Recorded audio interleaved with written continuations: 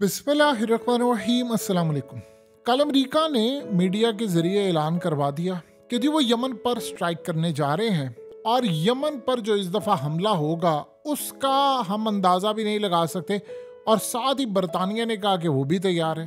अब जानते हैं कि कल यमन की 3 कश्तियों पर हमला हुआ था, लेकिन बड़ी अजीबो गरीब सूरत हाल है कि इस वक्त 3 ऐसी मिसाइल या चीज़ें मौजूद हैं इस वक्त यमन के पास, जिसने अमेरिका के 55,000 मिडिल ईस्ट के अंदर जो उसके फौजी हैं उनके लिए सबसे बड़ा वो खतरा बने हुए हैं।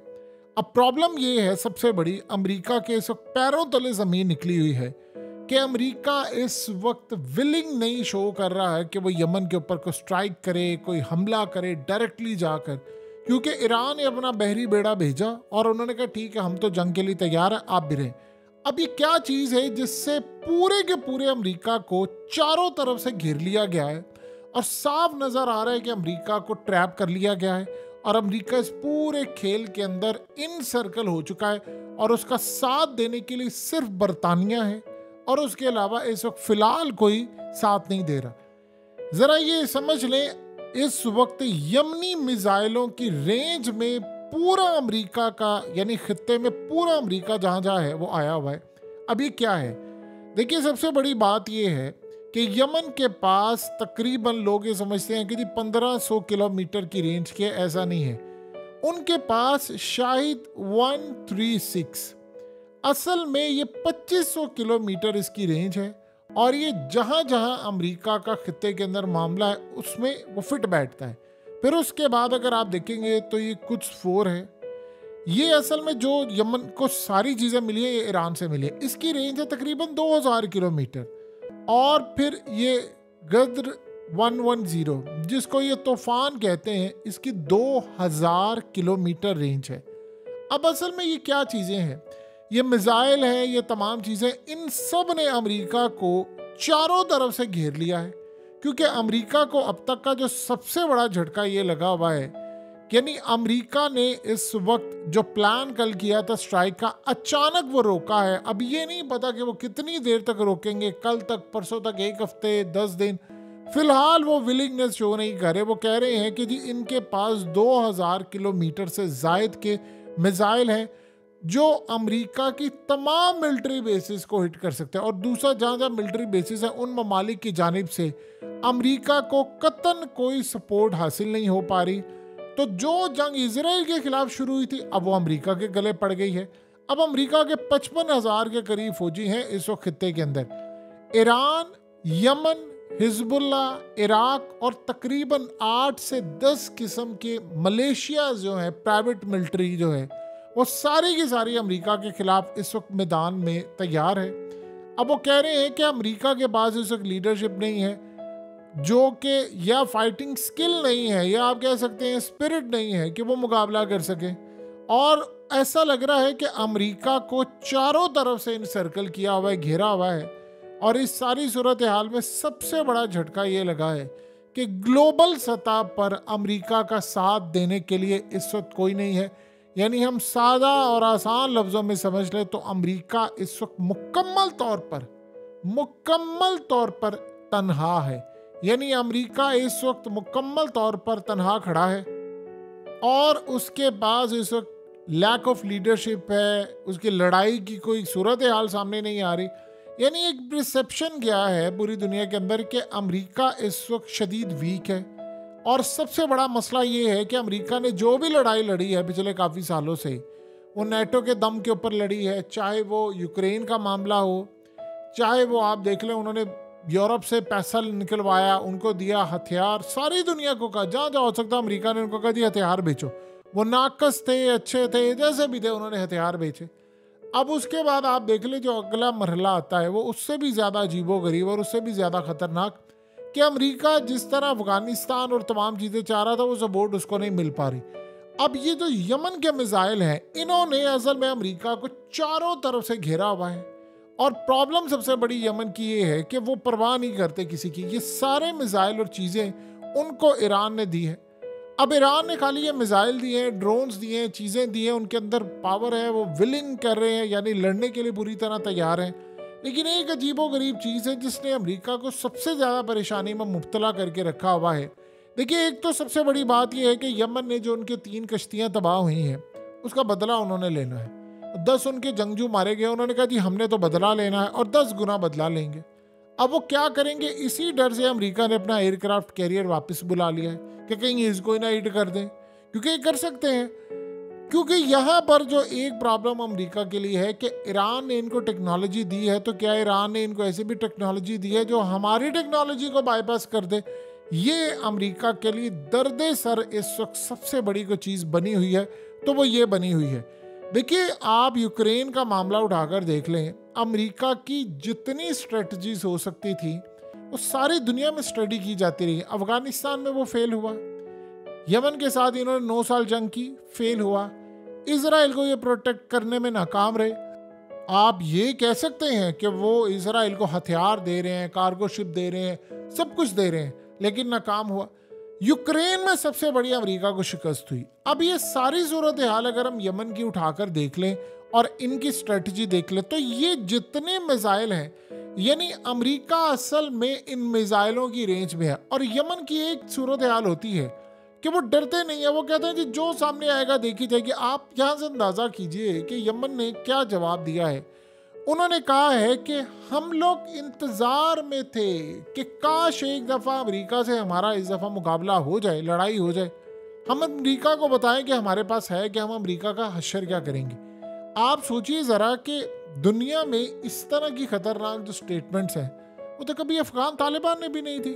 उन्होंने हमेशा ये बात की कि ठीक है जी, हम लड़ाई करेंगे, हम आखिरी दम तक लड़ेंगे, या लड़ाई क्या होती है हमें ना सिखाएं आकर, हम 1200 साल से लड़ाई करते आ रहे हैं। ये इस तरह की चले स्टेटमेंट समझ आती है। आप ये बात कहें कि हम तो इंतज़ार कर रहे हैं कि किसी तरह एक दफ़ा हमारा अमेरिका से आमना सामना हो जाए। अब चूंकि ईरान टेक्नोलॉजी में इतना आगे, देखिए ईरान पर लगी पाबंदियाँ, उन्होंने जो लोकल सतह पर डोमेस्टिक अपनी चीज़ें बनाई। आज ईरान डोमेस्टिक इस लेवल पर पहुंच चुका है, यानी उसका अपना तेल हो या कोई और चीज़ हो, काफ़ी आगे है। अब वो चीज़ें उन्होंने जाकर सप्लाई कर दी यमन को, और वो आगे इन्होंने हिजबुल्लाह को दे दी।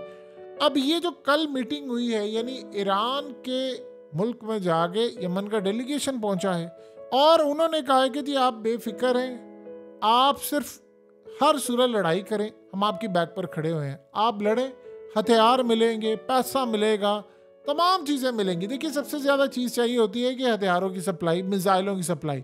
वो उन्होंने कहा कि आपको बर वक्त मिलती रहेगी और ऑलरेडी उनके पास मौजूद है। और यमन जो है वो हिजबुल्लाह से बहुत ज़्यादा ताकतवर है। उसको दुनिया नॉन स्टेट एक्टर मानती है कि जी ये असल में एक वक्त था कि अमेरिका इससे इतना बेजार हो गया था कि जिसके इंतहा नहीं, क्योंकि वो कह रहे थे कि पानियों में हम इनसे नहीं लड़ सकते।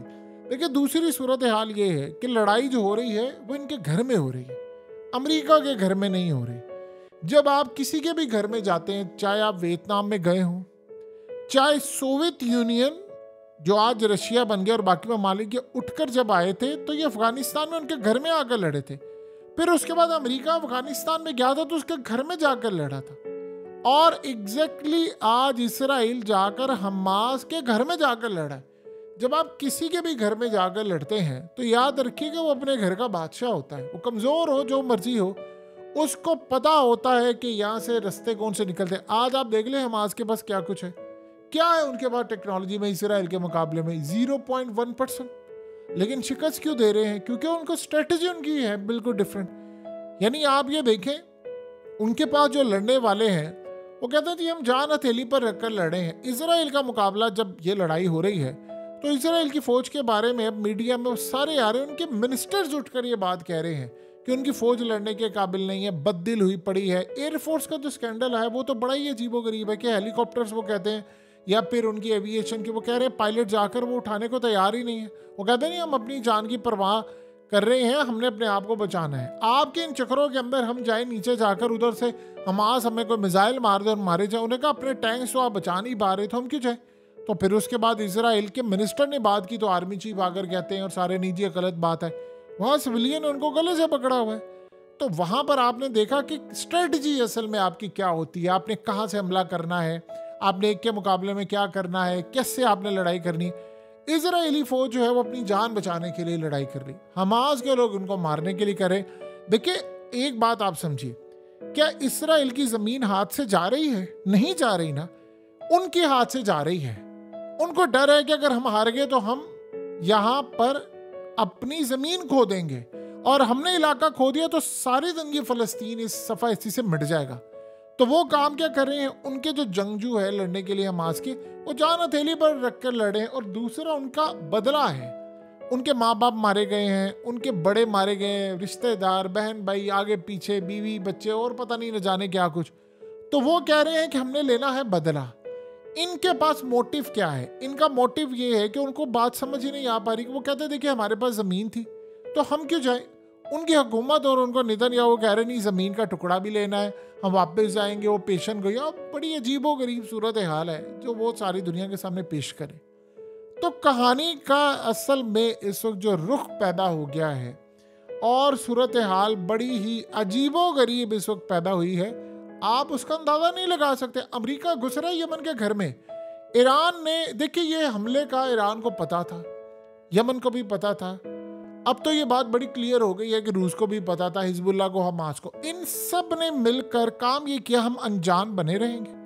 ईरान ने इस खित्ते के अंदर सारे मामला इस तरह रखे कि उन्होंने यहाँ पर यानी जो पानी है उसमें सारे इंटेलिजेंस मालूमात इकट्ठी करते रहे, हम हमला करेंगे, ये करेंगे, वो करेंगे। जो उनको टेक्नोलॉजी दी गई है चाइना की जानिब से, जो उन्होंने खुद भी डेवलप की है, उन्होंने यहाँ से सारा डाटा इकट्ठा किया।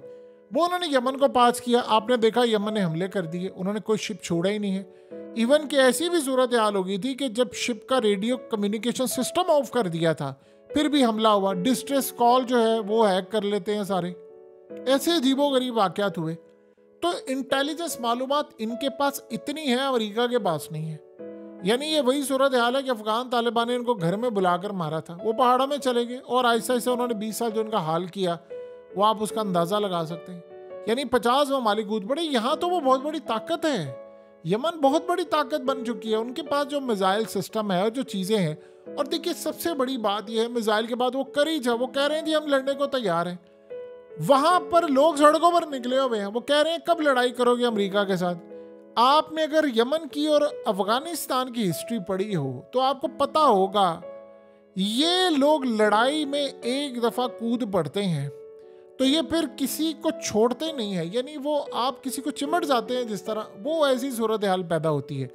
और फिर दूसरी सूरत हाल ये है कि पिछले काफ़ी अरसे से चाइना ने ईरान को इतना सपोर्ट किया है, इतना सपोर्ट किया है, क्योंकि चाइना की मजबूरी थी कि वो ईरान को सपोर्ट करे और उसको कोई मुल्क चाहिए था जो अमेरिका के सामने खड़ा हो सके, जो मिडिल ईस्ट के अंदर एक पावर हो या पर्शियन गल्फ के अंदर एक पावर हो, ताकत बन जाए। तो आप अंदाज़ा कर ले कि इस वक्त सूरत हाल ये है कि ईरान खुद मजबूत हुआ, उसने यमन को कर दिया, उसकी प्रॉक्सीज इतनी स्ट्रांग है, उन्होंने हिजबुल्लाह को कर दिया, उन्होंने हमास को कर दिया। और अब आप सारे रिजल्ट्स वन बाय वन देखते जाएं। हमास ने उधर से इसराइल को गले से पकड़ा हुआ है, हिजबुल्लाह ने उधर से लड़ाई कर रहे हैं, उधर से इराक से मलेशिया से लड़ रहे हैं, उधर से यमन ने तो यानी हर हद ही पार कर दी है। उन्होंने अमेरिका और इसराइल के साथ जो कर दिया है वो तो बिल्कुल ही एक ऐसी सूरत हाल है, आउट ऑफ सिलेबस चीज़ है और वो सबसे ज़्यादा खतरनाक है। यानी आप इस सारी सूरत हाल को देख लें कि आउट ऑफ सिलेबस एक चीज़ आ गई है जिसकी तैयारी आपने की नहीं। यमन ने वो काम किया और वो तैयारी के साथ आए पूरी। अमेरिका को शायद अंदाज़ा नहीं था कि यमन की एक्यूरेसी इतनी ज़्यादा। वो कह रहे हैं कि ईरान रियल टाइम इंटेलिजेंस दे रहा है, फलाना दे रहा है, जो भी वो कहते रहे, लेकिन बहरहाल उन्होंने अपनी स्ट्रेटजी रखी। अब देखिए जंग में तो एक बात ज़हन में रखिएगा, आप दूसरों का नुकसान करते तो आपका भी होता। अब यमन के 3 कश्तियाँ तबाह हुई हैं, छोटी छोटी बॉट्स जो थी, स्पीडी बॉट जिसको हम कहते हैं, तबाह तो हुई हैं, लेकिन आप देखें उन्होंने 23 हमले किए हैं। उन्होंने कितने अरबों डॉलर्स का नुकसान किया है। पूरा खित्ता उन्होंने शिपिंग लेन ये वो सब कुछ हिला कर रख दिया। उनके पास गैलेक्सी लीडर और पता नहीं क्या कुछ उनके पास मौजूद है और उन्होंने सारी चीज़ें पकड़ी हुई हैं। तो अब जो मामला शुरू हुआ है वो पहले से ज़्यादा खतरनाक है और बड़ा अजीबोगरीब मामला है। हालात असल में ये कह रहे हैं, चीज़ें ये बता रही हैं कि आने वाले वक्त में मुकम्मल तौर पर सूरत हाल बिल्कुल यकसर बदलने जा रही है और ये इतनी ज़्यादा हालात ख़राब कर देने वाली सिचुएशन इस वक्त इजराइल के लिए पैदा हो गई है। उन्होंने आज तक कभी इसका इदराक नहीं किया था। अमेरिका को तो आपने घेरिया, आप अमेरिका को पकड़ लेंगे तो आप इसराइल को भी पकड़ लेंगे। और यहाँ फिर परेशानी वाली एक बात है, और वो बड़ी परेशान कुन बात है जो कि अब अमेरिका के मीडिया में डिस्कस होना शुरू हो गया है। ये आज से पहले नहीं हुआ था, ये पहले सिर्फ इसराइल में होता। वो कह रहे हैं कि अगर इसराइल को दीवार से लगा दिया गया तो फिर अमेरिका को चाहिए कि उसे न्यूक्लियर हथियार दे दे ताकि वो इनका मुकाबला करे। खदशा ये है एंड के ऊपर कि जब अमेरिका को इनसर्कल कर लिया आपने इजराइल को कर लिया, तो एंड के ऊपर वो कोई एटमी हमला कर सकते हैं, जिसके लिए आपको तैयार रहना पड़ेगा। इनसे आप कुछ भी उम्मीद कर सकते हैं क्योंकि उनको नजर आ रहा है उनकी बादशाहत खत्म हो रही है।